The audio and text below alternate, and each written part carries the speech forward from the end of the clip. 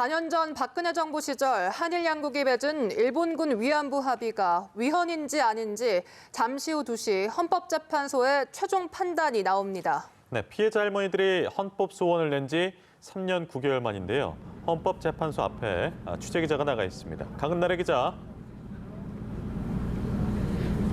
네, 헌법재판소는 잠시 후인 오후 2시 대심판정에서 2015년 한일 양국이 맺은 한일 일본군 위안부 합의에 대한 위헌 여부를 판단하게 됩니다.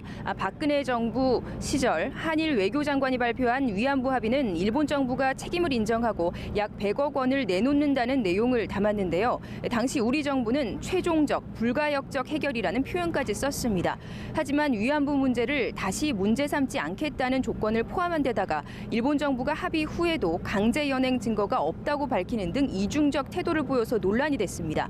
이에 위안부 피해자들과 유족 등이 헌법 소원을 냈습니다. 한일 합의로 외교적으로 보호받을 권리와 인간으로서 존엄과 가치가 침해됐을 뿐만 아니라 앞으로 일본의 배상 청구도 어려워졌다는 겁니다.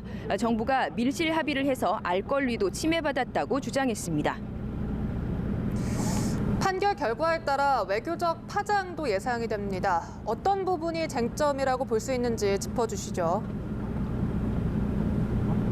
네, 기본 쟁점은 당시 합의가 헌법 소원 심판의 대상인 공권력 행사에 해당하는지 여부입니다. 또 그에 해당을 한다면 실제로 피해자들의 기본권이 침해됐는지 살펴보게 되는데요. 외교부는 당시 합의가 정치적 합의라서 공권력 행사로 볼 수 없다는 입장입니다. 따라서 헌법 소원 대상이 아니고 기본권 침해 내용도 없다면서 헌재에 각하 의견을 낸 상태입니다.